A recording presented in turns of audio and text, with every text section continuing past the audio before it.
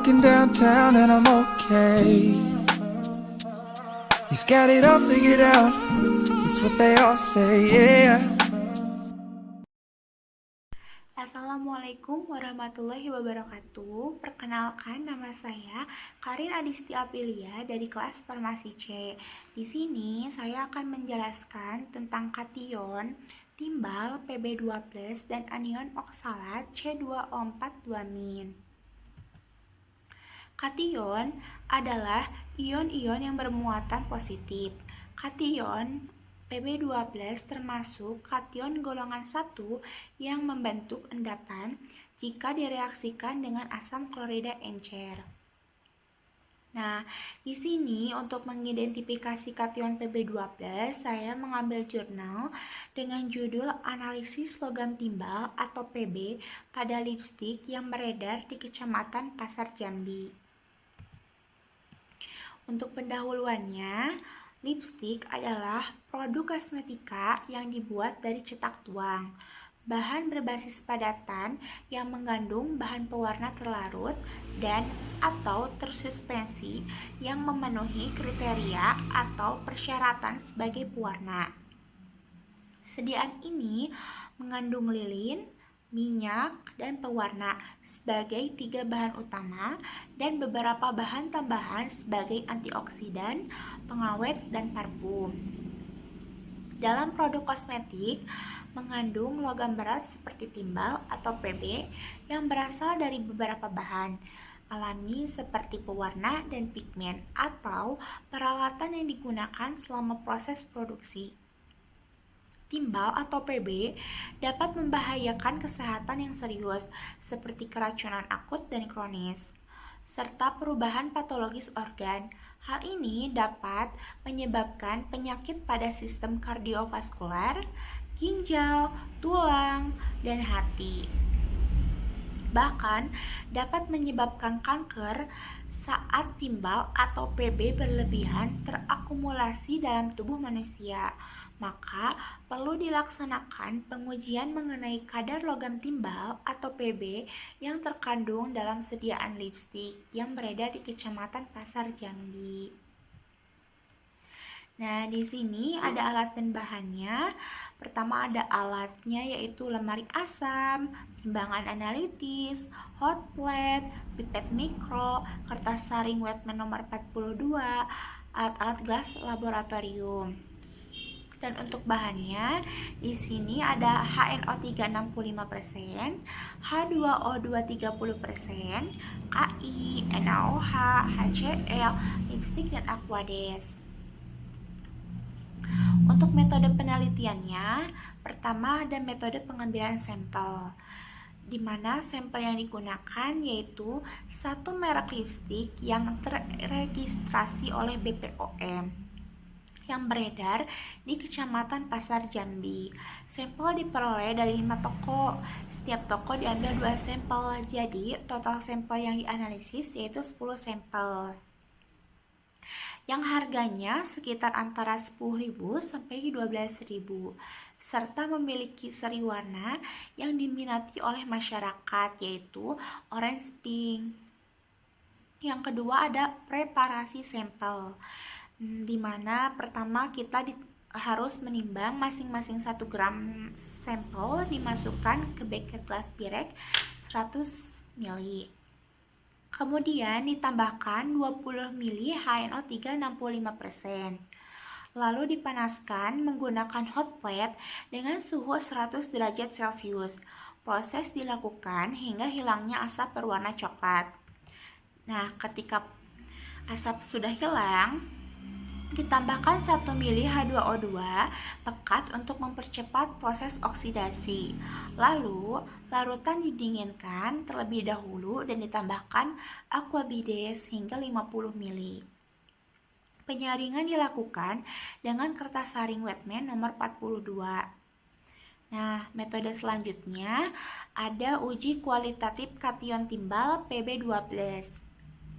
Yaitu digunakan 3 reaksi warna yaitu larutan KI, NaOH, dan HCl. Ditambahkan 2-3 tetes larutan reaksi dalam 1 ml larutan sampel. Nah, jika terbentuknya endapan kuning pada Ki, putih pada NaOH, dan putih pada HCl, menunjukkan adanya kation timbal atau Pb2+. Hasil dan pembahasan preparasi sampel. Pada penelitian ini digunakan HNO3 65% yang berfungsi sebagai oksidator kuat serta H2O2 sebagai katalis untuk menyempurnakan proses oksidasi. Pemanasan sampel dengan suhu 100 derajat Celcius bertujuan untuk mempercepat proses putusnya ikatan logam dengan senyawa organik. Selama proses tersebut menimbulkan asap coklat yang mengindikasikan zat organik dalam sampel telah teroksidasi. Lalu timbulnya asap kecoklatan artinya HNO3 telah mengoksidasi senyawa organik. Hal ini akan terus berulang selama proses destruksi, yaitu proses pelakuan untuk melarutkan atau menghancurkan sampel. Kemudian akan berakhir setelah semua bahan organik terdekomposisi semua.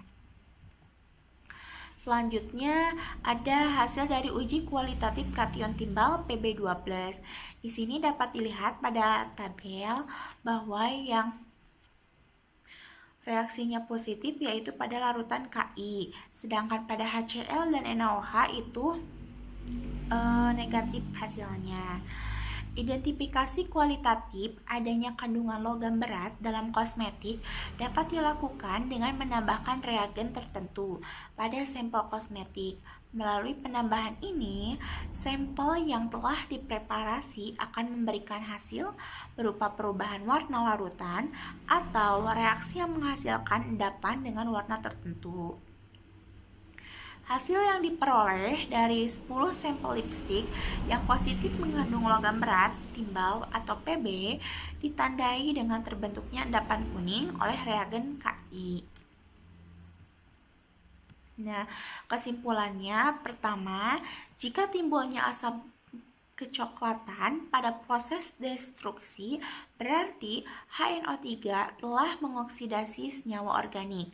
Reaksi positif yang mengandung logam berat timbal atau Pb ditandai dengan terbentuknya endapan kuning. Hasil yang diperoleh dari 10 sampel lipstik yang positif mengandung logam berat timbal atau Pb yaitu reagen Ki karena terjadi endapan kuning. Hasil yang negatif mengandung logam berat timbal atau Pb pada 10 sampel lipstik yaitu pada reagen HCl dan reagen NaOH. Untuk reaksi yang terjadi yaitu Pb plus ditambah 2 imin menjadi PbI2 terjadi endapan kuning. Nah, untuk selanjutnya kita akan membahas tentang anion oksalat yaitu C2O4-2-. Anion adalah ion-ion yang bermuatan negatif.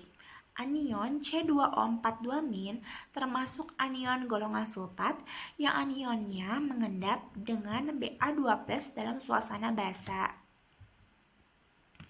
Nah, di sini jurnal untuk mengidentifikasinya ada jurnal yang berjudul kadar Fe dan oksalat dari mie instan yang disubstitusi tepung bayam hijau.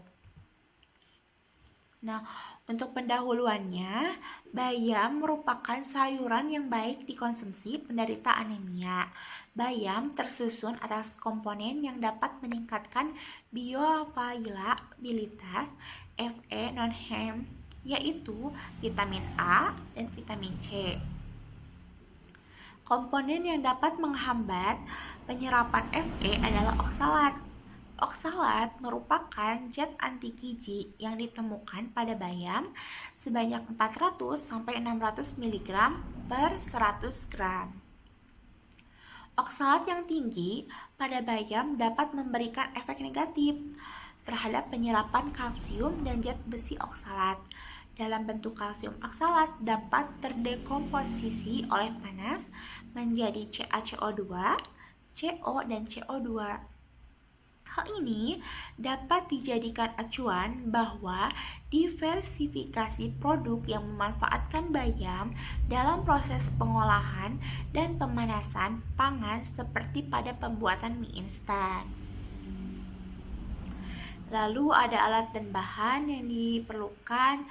Alatnya ada alat untuk pembuatan tepung bayam, alat untuk pembuatan mie instan, ayakan 80 mes, alat pencetak mie, spektrofotometer serapan atom atau SSA, buret, peralatan gelas.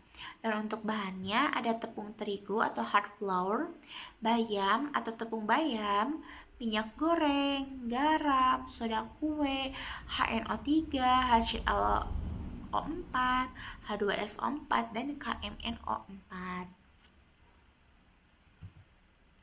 Nah, untuk metode penelitiannya, pertama ada pembuatan tepung bayam.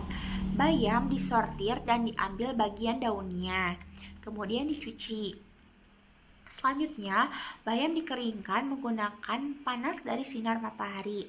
Daun bayam yang telah kering kemudian di grinder lalu diayak 80 mes. Nah, lalu ada pembuatan mie instan.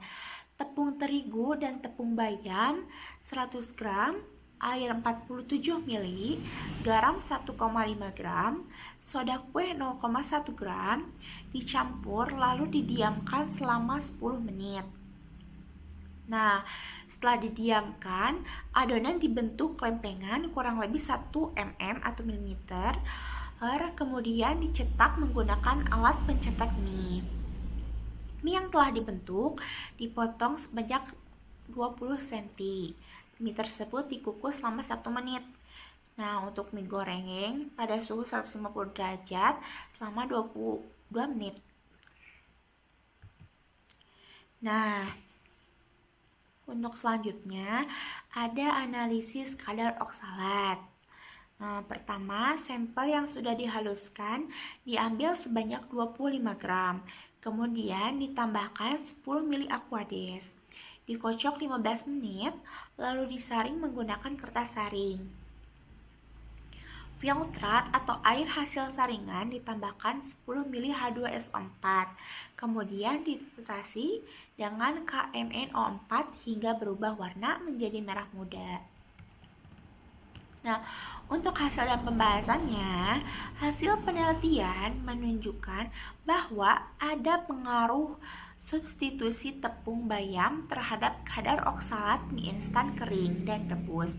Makin tinggi substitusi tepung bayam, semakin besar kadar oksalat mie instan. Proses pemasakan dapat mengurangi kadar oksalat pada bayam. Namun, dari hasil penelitian menunjukkan kadar oksalat mie instan yang direbus memiliki kadar oksalat yang lebih tinggi dibandingkan kadar oksalat mie instan kering. Hasil penelitian ini bahwa terjadi peningkatan kadar insoluble oksalat pada beberapa jenis sayuran setelah perebusan.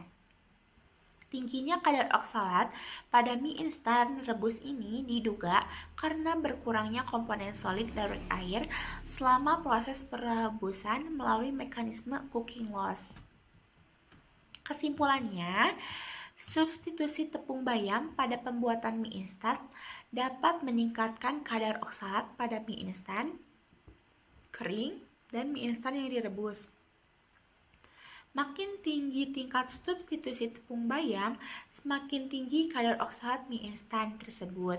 Mie instan dengan kadar oksalat tertinggi terdapat pada mie instan yang direbus dengan tingkat substitusi tepung bayam 10% yaitu 2,70 mg per 100 gram. Terima kasih. Sekian penjelasan dari saya. Mohon maaf bila banyak kesalahan dan salah-salah kata. Wassalamualaikum warahmatullahi wabarakatuh.